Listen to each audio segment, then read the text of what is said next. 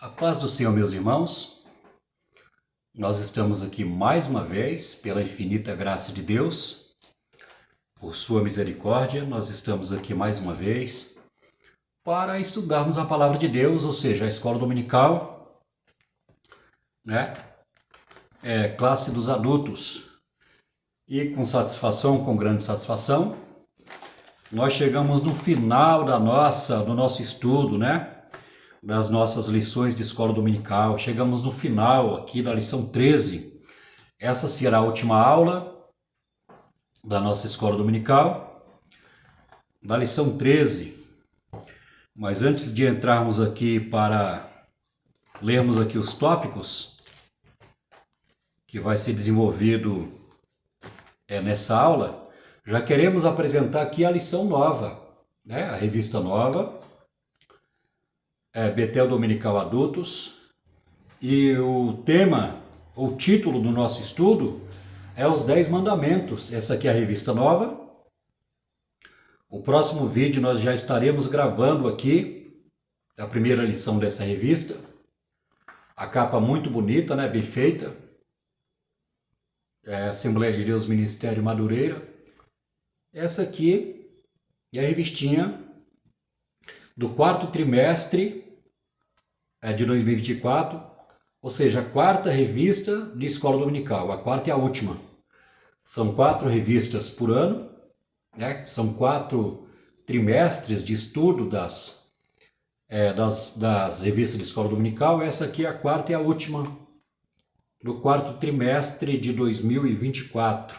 Capa muito bonita. E o tema desses estudos é os 10 mandamentos. Aqui nós vamos aprender muitas lições importantes para a nossa vida espiritual. Então espero você na próxima lição. A próxima lição já vai ser essa revistinha aqui, que nós vamos estudar então do quarto trimestre de 2024 da Betel Dominical. E na lição 13, ou seja, a última lição da nossa escola dominical, classe dos adultos, o tema é a relevância e a esperança da volta de Cristo para a sua igreja. Ou seja, nós vamos falar sobre a importância, né? A importância do arrebatamento da igreja, ou seja, a volta de Cristo para levar a igreja. Para levar a igreja. A nossa leitura bíblica está lá no livro de Tito, né? Também conhecido como Carta Pastoral. Carta Pastoral, ou livro de Tito, Epístola de Tito, no capítulo 2. Então vamos ler aqui a palavra de Deus, que é o texto de referência. Porque a graça de Deus se há manifestado, trazendo a salvação a todos os homens, ensinando-nos que, renunciando à impiedade e às concupiscências mundanas, vivemos neste presente século sobria, justa e piamente, aguardando a bem-aventurada esperança, o aparecimento da glória do grande Deus, nosso Senhor Jesus Cristo. Aqui Paulo chama Jesus de grande Deus, né?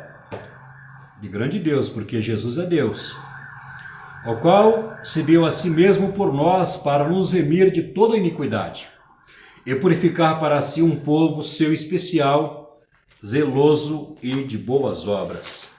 Então nós vamos ver que o desenvolvimento do estudo da lição, né, é através desse texto aqui de referência, né? Os tópicos aqui e os pontos aqui do nosso estudo tem por base essa leitura que nós fizemos aqui no livro de Tito, no capítulo 2. Então vamos ver aqui os tópicos aqui do desenvolvimento da lição, que no primeiro tópico é esse aqui que está escrito. O fundamento da esperança. Primeiro, firmes nas promessas de Cristo, a ressurreição de Cristo. Terceiro, a ascensão de Cristo. É o fundamento da esperança, né? O fundamento da esperança está baseado nas promessas de Jesus. Aqui no segundo tópico nós temos a esperança do arrebatamento. primeiro, as promessas do arrebatamento. Segundo, como se dará o arrebatamento. Terceiro ponto, o resultado do arrebatamento. Terceiro tópico, a recompensa da esperança. Primeiro, gozo e alegria na vida presente. Segundo, reinar com Cristo. Terceiro ponto, a manifestação futura. Então esse aqui, que eu li agora, é dividido aqui a lição em 3 tópicos, com subtópicos, né? Ou seja, pontos.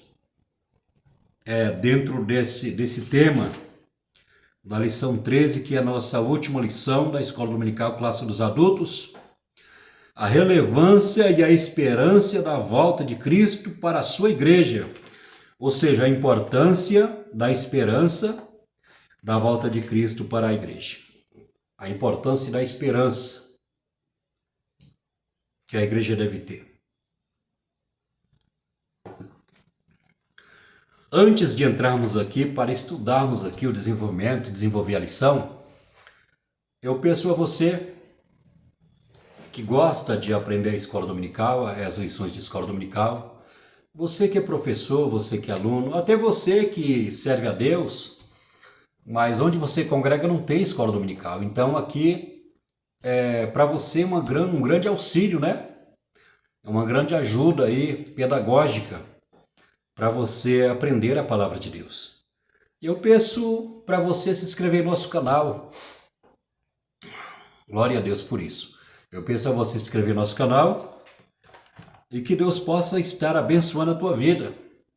Porque 85% dos irmãos, das pessoas que vêem os nossos vídeos, não são inscritos no canal. Só tem 15% das pessoas que vêem os nossos vídeos que são inscritas. Então eu peço para você uma ajuda, né?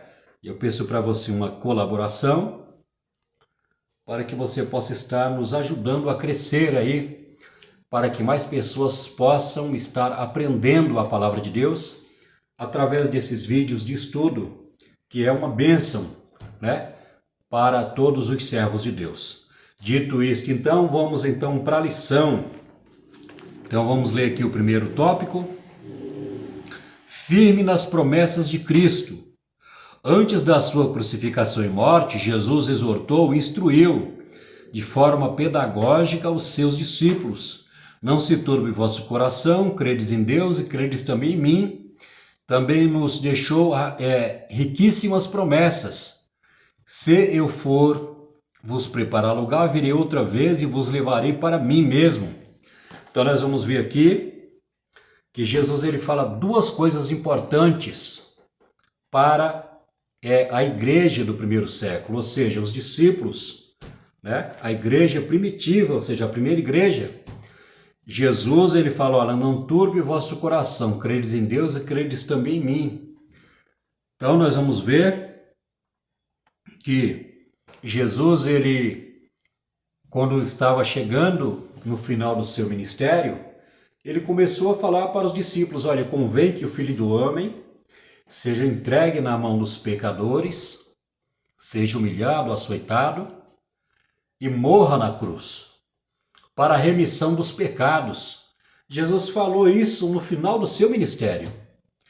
E acredito que os discípulos, eles não entendiam muito bem, né, a profundidade daquilo que Jesus estava falando para eles ali, né?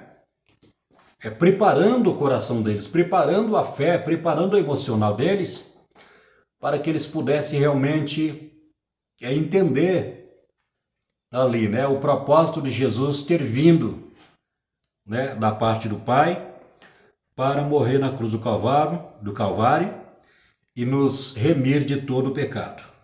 Outra promessa que Jesus faz, que é muito importante, né, é que ele falou assim, olha, eu vou para o Pai e virei outra vez e vos levarei para mim mesmo. Então nós vamos ver que Jesus, ao falar essas verdades, né, essas verdades que ele falou para os discípulos, a intenção com que Jesus falou isso era dar esperança, né, era dar esperança para os discípulos. Olha, Jesus queria dizer assim, olha, eu vou morrer na cruz do Calvário, convém que eu morra, convém que eu sofra, que eu seja humilhado, né, que eu seja entregue como sacrifício para pagar, né, a dívida, o preço, para pagar o preço do pecado por toda a humanidade, porque assim o Pai me enviou nesse propósito, mas eu vou ressuscitar e virei outra vez para vos buscar. Então Jesus, ele, com esses conselhos, com essas verdades eternas, Jesus estava preparando o coração dos discípulos para que eles pudessem ter esperança que Jesus ia morrer, ia padecer, ia sofrer, mas ele ia ressuscitar, ia voltar ao Pai e ele ia voltar para buscar a sua igreja. É interessante aqui ainda na leitura, né? E rogarei ao Pai, e ele vos dará outro Consolador para que fique convosco para sempre. Então nós vamos ver que Jesus fala assim, olha, eu vou para o Pai, e eu rogarei ao Pai que ele envie outro Consolador. Por que Jesus fala outro? Porque Jesus era um Consolador. Jesus, ele cuidava dos discípulos, Jesus, ele consolava, orava pelos discípulos, né? Jesus, ele ensinava os discípulos. Então, enquanto os discípulos estavam com Jesus na sua caminhada, eles estavam seguros, porque Jesus consolava eles, né? Defendia os discípulos ali. Mas Jesus, ele estava preparando os discípulos, ele falou assim, olha, ia vir um momento em que Jesus teria que voltar ao Pai, mas ele falou assim, não vos deixarei órfãos, né? Rogarei ao Pai que mande outro Consolador para que fique convosco. E nós vamos ver que no capítulo 21 do Evangelho segundo João, quando os discípulos estavam em uma grande casa, né? Digamos assim, Jesus apareceu no meio deles e soprou neles e falou assim, receba o Espírito Santo. Ali naquele momento eles receberam o Espírito Santo, eles já acreditavam que Jesus tinha ressuscitado, que Jesus era o Messias, receberam o Espírito Santo, né? Então nós vamos ver que em Atos, no capítulo 2, eles já tinham o Espírito Santo, eles estavam orando, né, esperando a promessa do Pai, que era o batismo com o Espírito Santo, né? Quando se fala sobre a salvação, se fala sobre a presença do Espírito Santo. É uma coisa, né? A salvação é uma experiência diferente do batismo com o Espírito Santo. Nós vamos ver que Jesus soprou neles, eles receberam o Espírito Santo, eram pessoas salvas, mas era necessário que eles ficassem em Jerusalém, em oração, aguardando a promessa do Pai para ser revestidos do poder de Deus através do batismo com o Espírito Santo. Então nós vamos ver que é muito importante, né, o batismo com o Espírito Santo, que é o revestimento de poder para que a pessoa possa fazer a obra de Deus. Então vamos aqui para o segundo ponto. A ressurreição de Cristo. Então nós vamos ver que a doutrina da ressurreição de Cristo, ela lança um consolo para a nossa alma, a ressurreição, e ela é uma bendita esperança, né? A ressurreição de Cristo. A ressurreição de Jesus é a base de toda a fé cristã e se tornou um marco principal nos evangelhos. O evangelho de Mateus afirma que ele seria entregue aos gentios que dele se escarnecessem e o crucificassem. Mas a afirmação gloriosa é que ao terceiro dia ressuscitaria. Está lá em Mateus no capítulo 20, versículo 19. No livro de Atos dos Apóstolos lemos, ao qual Deus ressuscitou, soltas as ânsias da morte, pois não era possível que fosse retido por ela. Paulo adverte que se Cristo não ressuscitou, é vã a vossa fé. Na ressurreição nos é dada a garantia que assim como ele ressuscitou, um dia todos os salvos ressuscitarão e terão a vida eterna. Então nós vamos ver que a principal doutrina bíblica, a principal realidade, o fato é a ressurreição de Cristo. Nós vamos ver que, principalmente no Brasil, há muitas religiões. O Brasil é um país multicultural, um país multirreligioso, e todos os fundadores de todas essas religiões, como o Espiritismo, o Kardecismo, né? O Catolicismo, o Testemunho de Jeová, a Umbanda, a Quimbanda, o Shintoísmo, o Judaísmo, Islamismo, o que mais? Tem várias religiões, né? Citei algumas aqui, mas tem mais ainda. Qual a diferença da religião do cristianismo para essas outras religiões? A diferença é que todos os fundadores dessas religiões morreram. Eles não existem mais. E a diferença é que a nossa religião, digamos assim, né? Para quem não serve a Deus, a Igreja de Cristo também é vista como religião. Ou seja, o cristianismo. A diferenciação está que o fundador do cristianismo, ele não era simplesmente um homem na sua natureza humana. Ele era ou é Deus encarnado. Jesus, quando desceu do céu, ele não deixou de ser Deus. Ele se esvaziou da sua glória, ele se esvaziou da sua glória que ele tinha desde a fundação do mundo. Ele não se esvaziou da sua divindade. Jesus, ele quando desceu do céu, e ele se encarnou, né? Ou seja, ele veio em carne, o corpo, o espírito e a alma de Jesus foi gerado pelo Espírito Santo no ventre de Maria, e Jesus, ele como Deus, ele veio como homem, ele tinha uma natureza, ou seja, ele tinha uma personalidade e duas naturezas. Então nós vamos ver que Jesus, ele era homem e ao mesmo tempo ele era Deus ali. Então Jesus não se esvaziou da sua divindade, mas ele se esvaziou da sua glória. Ou seja, o Criador veio como criatura, se humilhou, né? E digamos assim, o clímax da humilhação de Cristo, né? O fundo do poço da humilhação de Cristo foi que ele morreu como um salteador, ele morreu como um criminoso, ele foi julgado como um criminoso, né? Foi julgado como um criminoso, mas nós sabemos que Jesus, ele nunca pecou. Jesus, ele é impecável. A palavra de Deus fala assim que Jesus em tudo foi tentado, mas ele não pecou, né? Porque ele não tinha natureza pecaminosa, ele não tinha inclinação para o pecado, ele não tinha um desejo de querer pecar. O desejo de Jesus era um desejo santo, né? E a natureza humana de Jesus, ela foi submissa à natureza divina. Jesus na sua natureza divina. Então nós vamos ver que Jesus, né, ele ressuscitou. E a ressurreição era uma das principais doutrinas dos apóstolos, né? Eles tinham que provar que Jesus era o Messias, que Jesus era descendente de Abraão, que Jesus ele tinha morrido, né, pelos pecadores. Terceiro, que Jesus ressuscitou, né, que Jesus ressuscitou. E quarto, que Jesus ele voltaria para buscar a sua igreja. Então, essa era a doutrina dos apóstolos. Que Jesus era descendente de Abraão, que Jesus era o Messias prometido, vaticinado por todos os profetas no Antigo Testamento, que Jesus morreu pelos pecadores, que Jesus ressuscitou e que Jesus um dia iria voltar para buscar a sua igreja. Então vou repetir aqui, é importante repetir para que os irmãos entendam, que esses pontos aqui importantes aqui, né, era a principal doutrina dos apóstolos.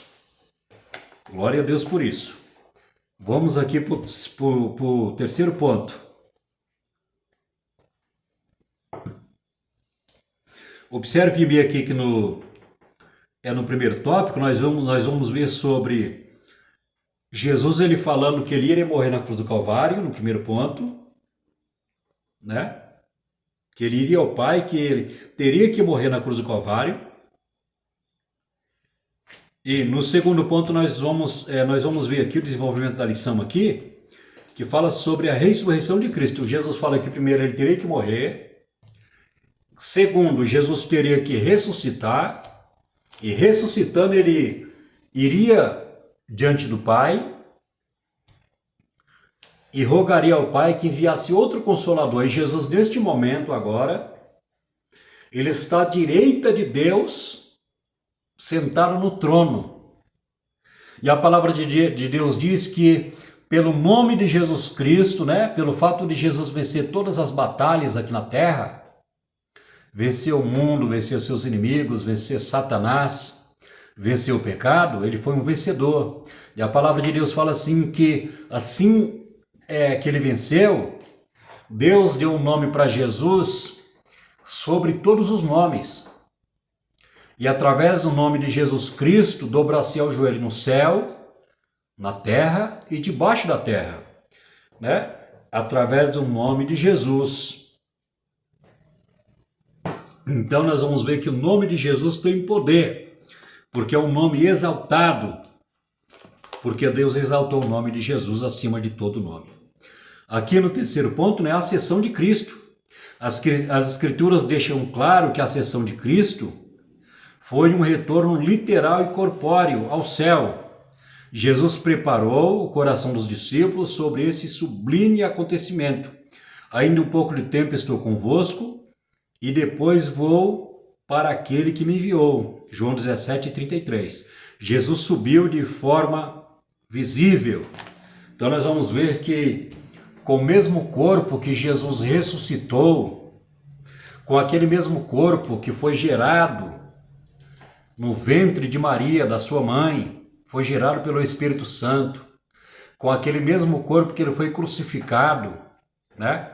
Que ele ressuscitou, é com esse mesmo corpo, esse mesmo Jesus. A palavra de Deus fala que ele subiu, estava lá no Monte das Oliveiras, junto com os discípulos, e Jesus começou a se acender, né? Ou seja, a se levantar, e foi junto ao Pai, chegando nas nuvens, as nuvens encobriram Jesus, e os anjos falaram assim: por que vocês, varões galileus, estão olhando para o céu?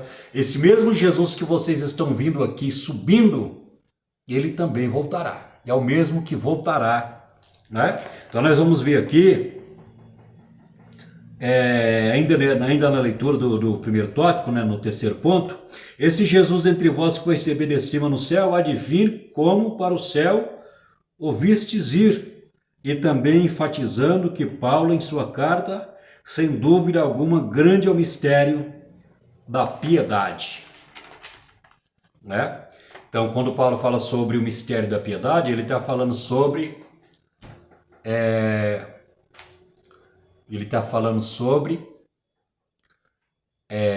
o corpo de Jesus. Ele está querendo dizer que Jesus, como Deus, ele veio como homem e foi gerado ali o corpo dele, né? Ou seja, o espírito, a alma e o corpo de Jesus no ventre de Maria. Então Paulo fala assim que grande é o mistério da piedade, com relação a esse mistério aí, que a ciência não explica e nós aceitamos nós entendemos de uma forma sobrenatural, né?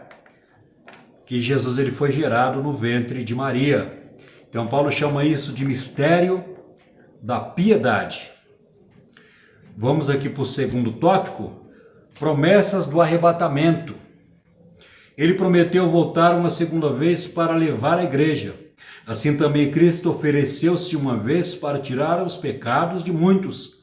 Aparecerá a segunda vez sem pecado aos que esperam para a salvação. Então nós vamos ver aqui que nós temos uma promessa, né? A palavra de Deus está nos dando uma promessa que Jesus ele voltará para buscar o seu povo, para buscar a sua igreja. Então, a igreja precisa ter esperança, né? Então, a palavra de Deus, ela gera esperança em nossa alma, em nosso coração, né? Aumenta a nossa fé.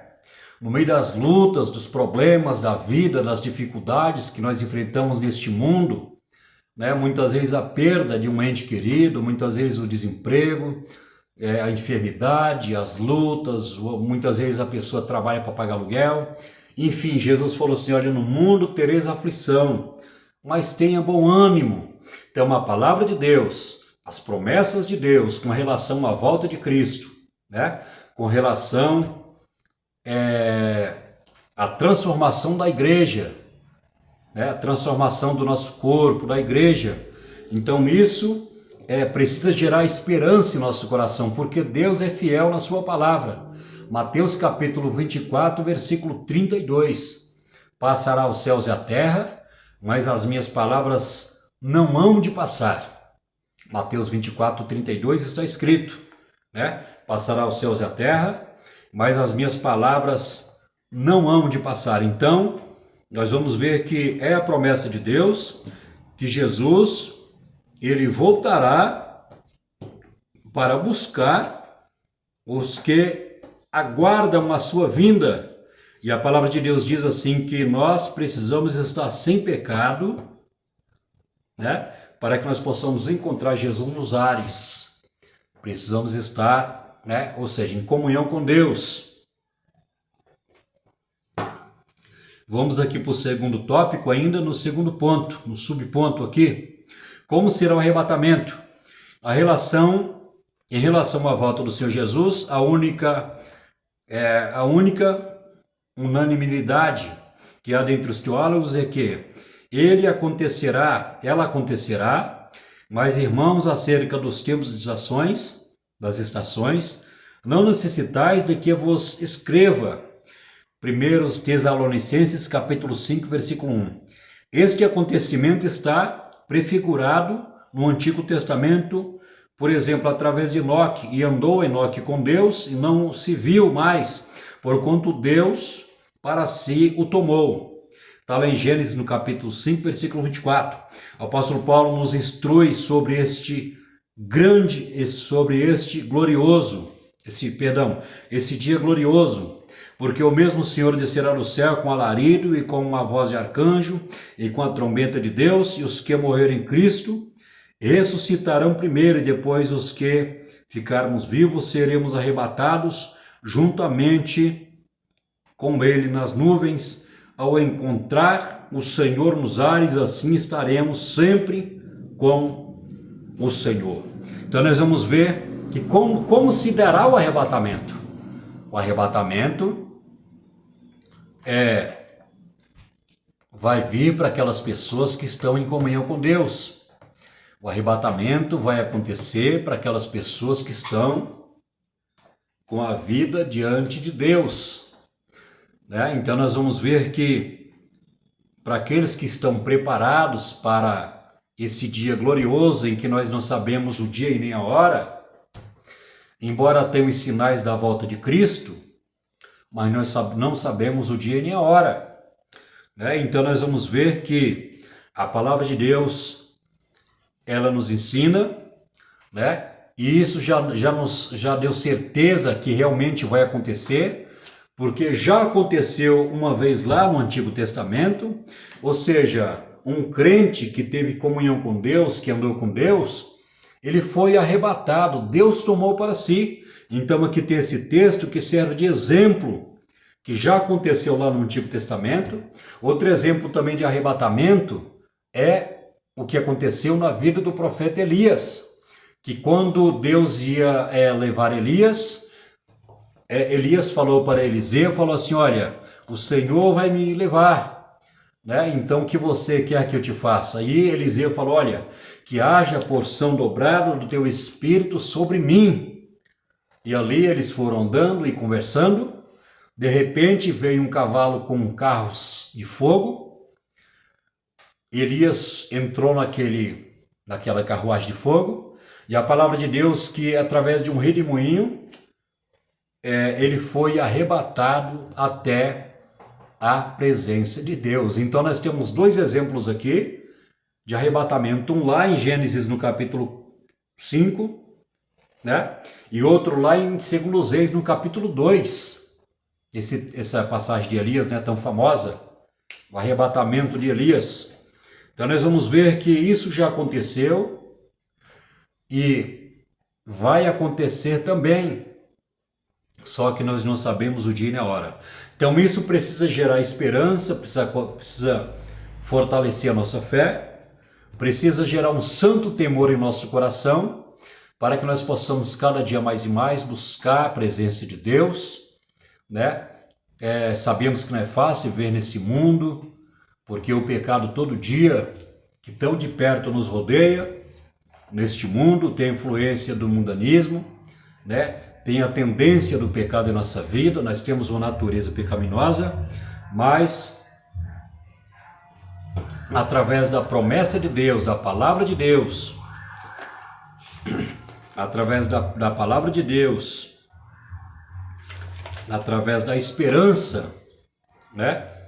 Da renovação do Espírito Santo em nossa vida, né? Nós ficamos firmes na presença de Deus, porque não importa a luta que você passe ou eu passe, não importa a luta, o problema, precisamos dobrar os joelhos e buscar a presença de Deus, porque Deus ele é fiel para nos conceder a bênção e a vitória.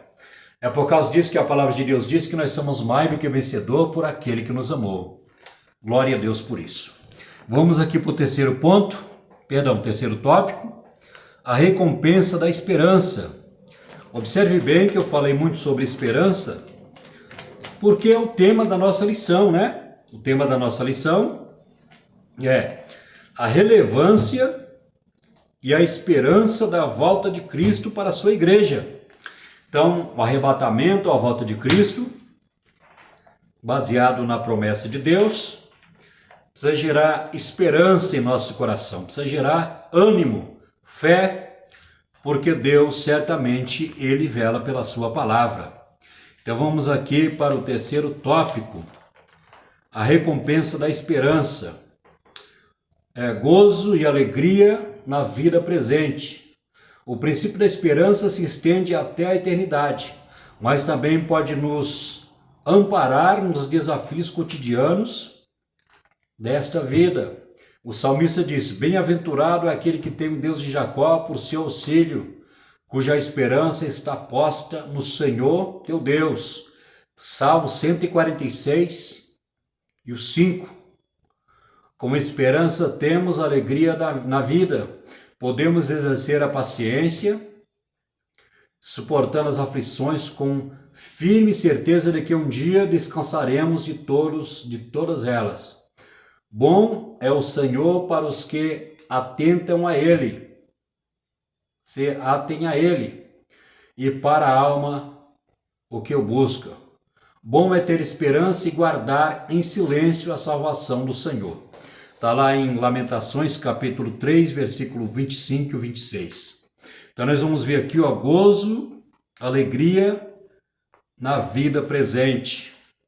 Então, irmãos, devemos continuar a nossa caminhada com alegria, com esperança, perseverando nas promessas de Deus, porque a palavra de Deus, ela gera esperança, gera alegria, gera renovo, né?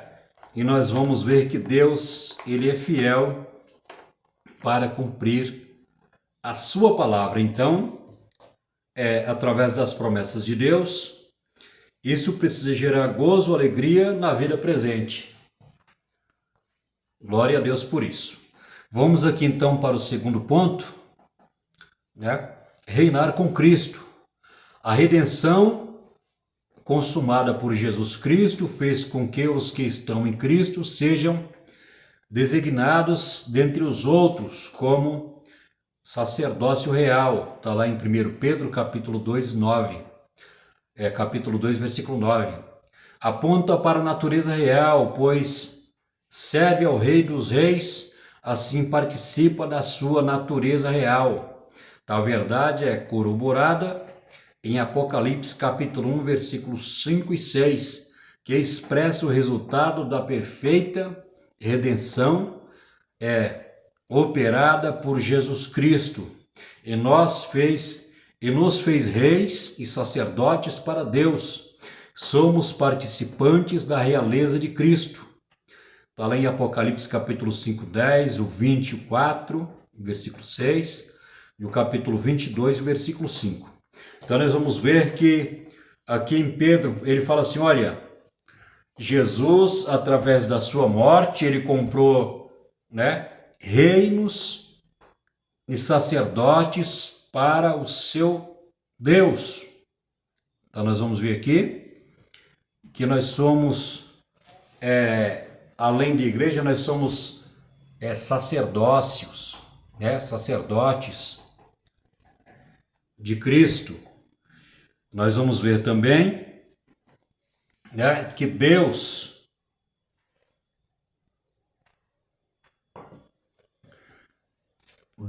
ou seja, Jesus, a palavra de Deus diz que ele é o Rei dos Reis, Senhor dos Senhores.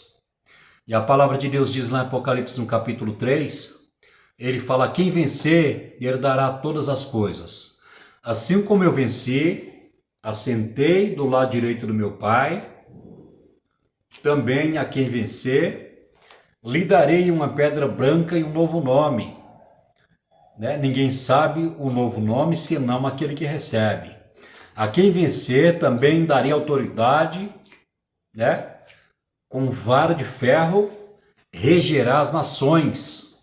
Então nós vamos ver que Jesus, ele reinará, e também nós reinaremos, e Deus, ele é rei, Deus reina. Jesus reinará por 1000 anos aqui na terra, e também nós reinaremos com ele durante 1000 anos, depois do período da grande tribulação, que é 7 anos, nós, ou seja, os crentes que estiverem preparados, reinarão com Cristo durante 1000 anos aqui na terra, né? Então veja bem que servir a Deus é um privilégio muito grande. Servir a Deus é um privilégio enorme para nós, porque grandiosas promessas que Deus tem feito em nossa vida, elas irão se cumprir, né, na vida da igreja.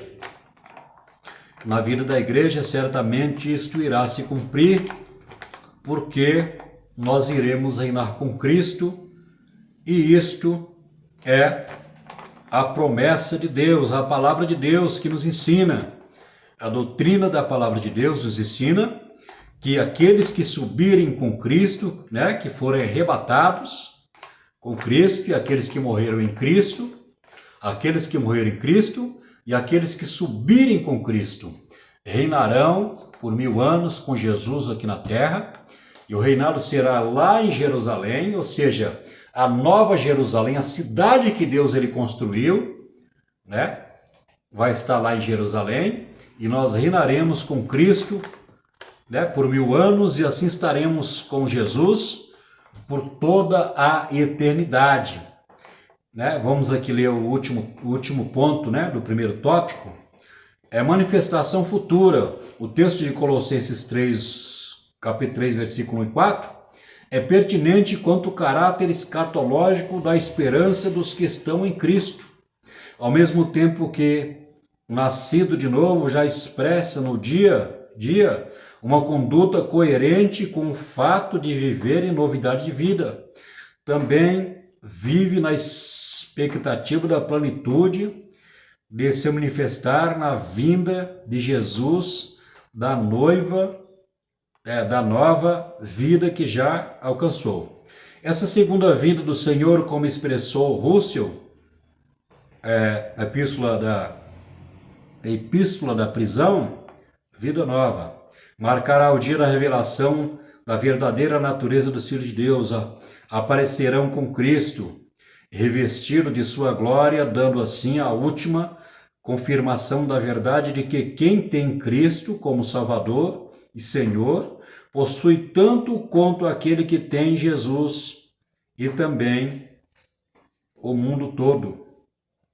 Tanto quanto aquele que tem Jesus e também o mundo todo. Quando se fala do mundo todo aqui, se fala que nós iremos reinar no mundo, juntamente com Cristo, né?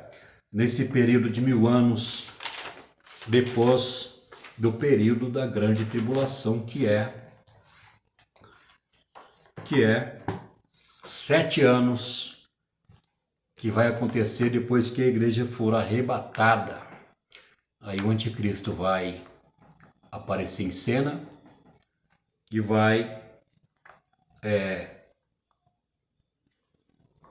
fazer a aliança com Israel, e assim ele vai tentar destruir a nação de Israel. Mas Jesus ele vai descer com a igreja, vai derramar o Espírito Santo sobre a nação de Israel, e assim ele vai matar o falso profeta, o anticristo, e prender Satanás no abismo,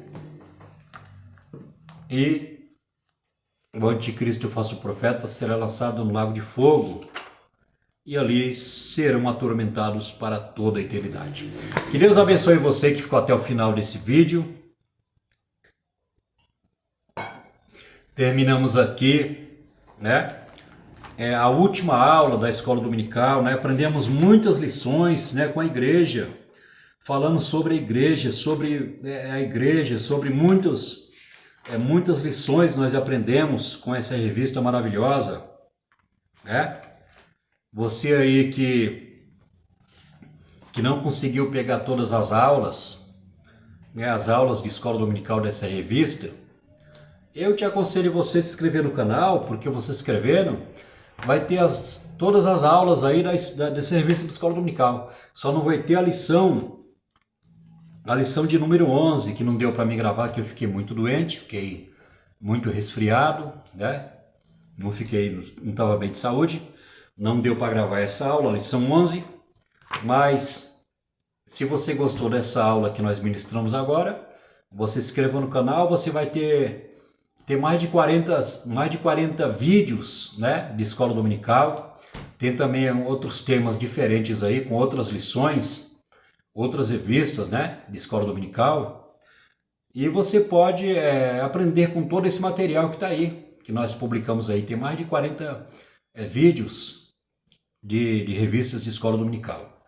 Então chegamos aqui no final, que você possa inscrever no nosso canal, tá? Te agradeço você mais uma vez por chegar aqui conosco até o final desse vídeo. Que Deus abençoe você que é professor, você que é aluno, você que está aí aprendendo conosco a palavra de Deus. 80% das pessoas que vê os nossos vídeos não se inscrevem no canal. E eu lhe peço aí ajuda. Eu lhe peço aí que você venha se inscrever e assim nos ajudar a crescer no YouTube. Então a nossa próxima lição, a revista nova de escola dominical, Betel Dominical Adultos, nós vamos falar sobre os 10 mandamentos, né?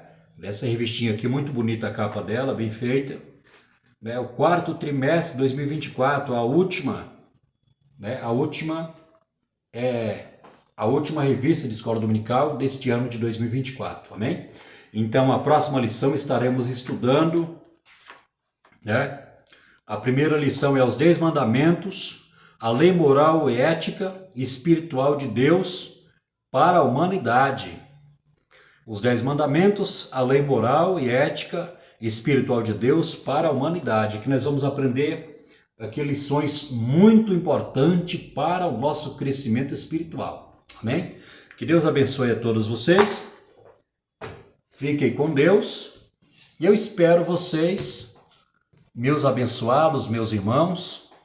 Amém? Espero vocês no próximo vídeo. Que Deus abençoe a sua vida, a sua família. Que Deus abençoe o seu pastor. Que Deus abençoe a igreja que você congrega. Amém? Fique com Deus. Um abraço do seu irmão, presbítero Florival, em nome de Jesus. Até o próximo vídeo.